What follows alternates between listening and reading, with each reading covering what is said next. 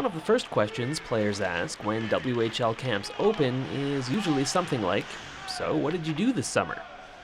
The answer for the man who will be leading the charge this year, and for seasons to come, has little to do with rest or relaxation. It's been crazy, just trying to get out of the house in Anaheim and then find a house here. And we had to come back twice to actually find one, and then just getting settled, and the biggest thing. And then you're trying to put a team together and get everything in place and get acclimated with the league and just how things are run at this level. And adjusting to new environs is nothing new for Bob Woods, who most recently served as an NHL assistant coach in Anaheim and Washington.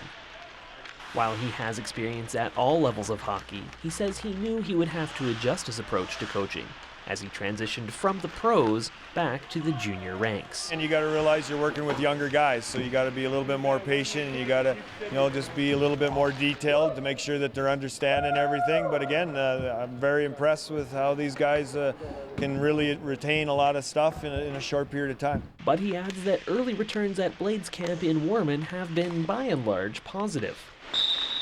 That camp's been great. I thought the guys have worked extremely hard. We're throwing a lot of information at them, and they seem to be grabbing a lot of it, which is impressive. And again, they're a fun group to work with.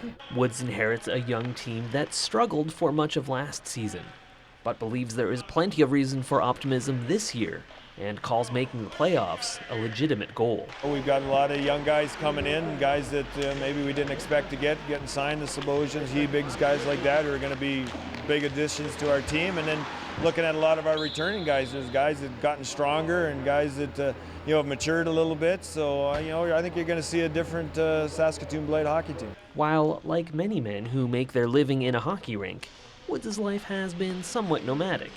He figures to have some stability in Saskatoon as he was signed to a 5-year deal to be the team's coach and GM.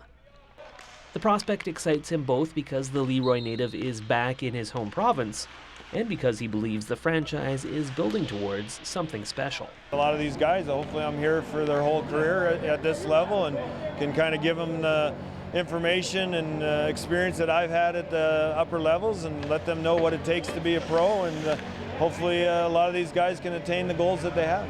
For Sega's Inside Edge, I'm Simon Hyatt.